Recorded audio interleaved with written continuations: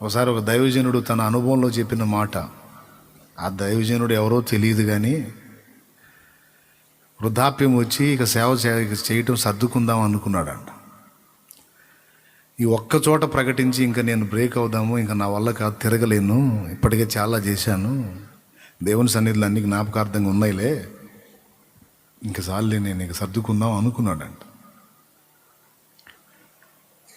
మరి ఆత్మలు నశించిపోతున్నాయిగా, మరి ప్రకటించాలి కదంటే ఇంక ప్రకటించే వాళ్ళని దేవుడే లేపుకుంటాడు, ఇక మన వల్ల అయితే కాదులే అని ఆ ఒక్కరోజు ప్రయాణానికి ఎడ్లబండిని అడిగాడండి. ఎడ్లబండిని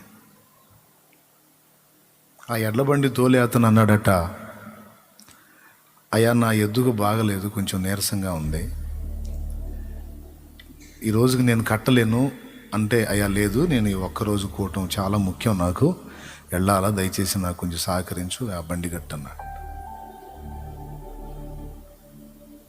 సరే దైవజనుడు దేవుని మనిషి చెబుతున్నాడు అని వచ్చి బండి రెడీ చేసి కట్టి కాడెత్తాడు. వచ్చినాయి, 2 ఎడ్లు వచ్చినాయి.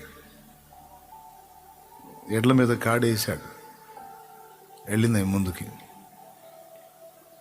అవి సాగిపోతున్నాయి. కొంచెం దూరం వెళ్ళిన తర్వాత వాటిల్లో ఒక ఎద్దు కూలబడింది.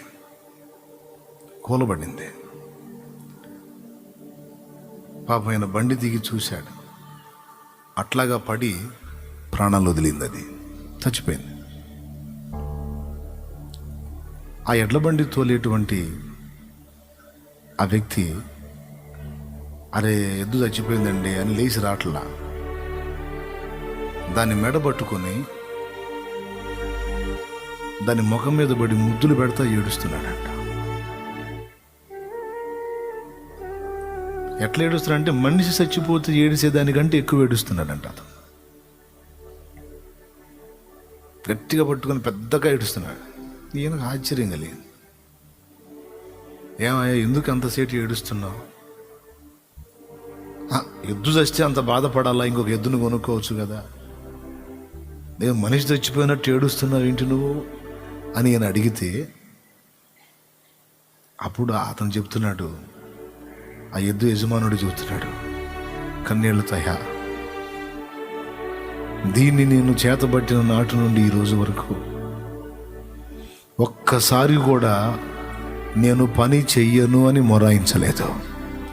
దానికి బాగున్నా బాగలేకపోయినా, నేను మేత పెట్టినా పెట్టకపోయినా, అది ఏ స్థితిలో ఉన్నా, బండి దగ్గరకు వచ్చి నేను కాడి ఎత్తితే అది ఏ స్థితిలో ఉన్నా వచ్చి తన మెడ కాడి కిందకి తీసుకొచ్చి ఒక్కసారి కూడా నన్ను అభ్యంతరపరచకుండా నాకు పరిచర్య చేసిన ఎద్దయ్యా ఇది.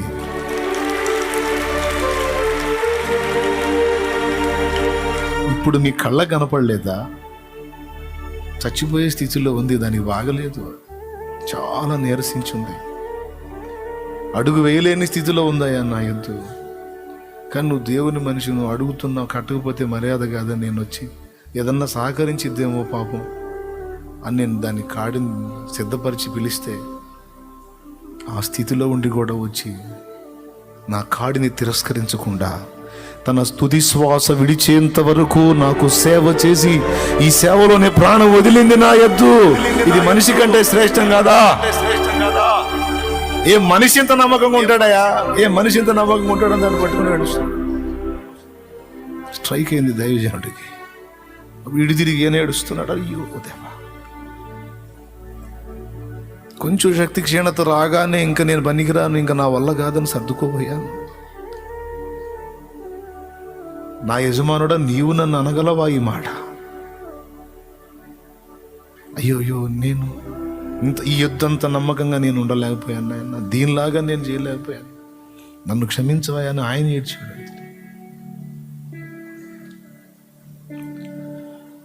అలసిపోకూడదు, నిరుత్సాహపడకూడదు, కృంగిపోకూడదు. వస్తాయి కొన్ని ఎదురు దెబ్బలు వస్తాయి, గాయాలు అవుతాయి, దేవుని సేవలో గాయాలు అవుతాయి. ఇక అడుగు సాగదురా బాబు, నా వల్ల కాదనే పరిస్థితులు వస్తాయి. విశ్వాసికి వస్తాయి, సేవకునికి వస్తాయి, సేవకురాలికి వస్తాయి, పరిచారకుడికి వస్తాయి, పరిచారకురాలికి వస్తాయి. నా వల్ల కాదు అన్న పరిస్థితులు వస్తాయి. కానీ అలసిపోకూడదు, కృంగిపోకూడదు, ఆగిపోకూడదు, శత్రువుకి లొంగిపోకూడదు. ఏమైనా కానీ నా ఊపిరున్నంత వరకు పడతా లెగుస్తానైనా సరే నా ప్రభువులోనే, నా ప్రభు పనిలోనే, నా తండ్రి చిత్తం నెరవేర్చడంలోనే నా జీవితాన్ని తుదముట్టిస్తాను. రేపు నేను కన్ను మూస్తే నా యజమానుడు కూడా నన్ను ముద్దు పెట్టుకోవాలి. శభాష్ రా.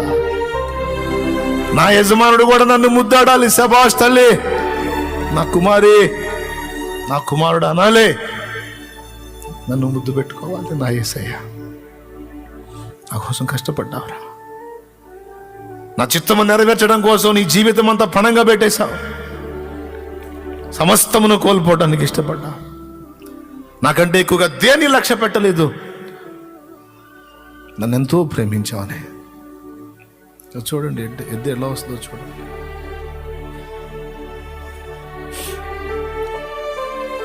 అది ఎద్దు కాడి మెండేసుకోవటం అంటే.